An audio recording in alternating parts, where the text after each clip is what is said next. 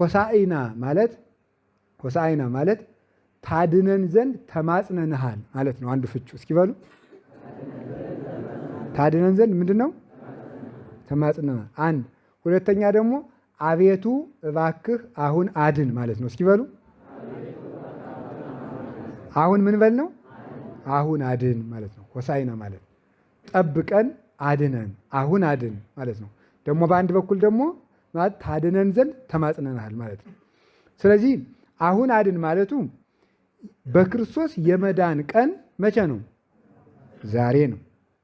ዕለት ዕለት ክርስቶስ ዓለምን ሲያድን እና ሲጠብቅ አባቴ እስከ ዛሬ ይሰራል እኔም እስከ ዛሬ እሰራለሁ እንዳለ ዕለት ዕለት ሰዎችን የሚያድን እረኛና የነፍሳችን ጠባቂ እውነተኛ ድነትን ያደረገልን የነፍሳችን መድኃኒት መሆኑን ለማጠየቅ ሆሳዕና በአርያም ማለት በሰማይ ላለ መድኃኒት ምስጋና ይገባል። በሰማይ ላለ ማለት ምናምን ነው? አምላክ ለሆነ ፈጣሪ ላለ በአርያም የጨመሩት በአርያም ሆሳዕና በአርያም በሰማይ ላለ መድኃኒት ምስጋና ይገባል የተባለበት ምክንያት ምን መሰላችሁ? ክርስቶስ ሩቅ ብሲ አይደለም። የሩቅ ብሲ መድኃኒት የዘላለም ሕይወት ሊሰጥ አይችልም። ስለዚህ ክርስቶስ ምንድን ነው?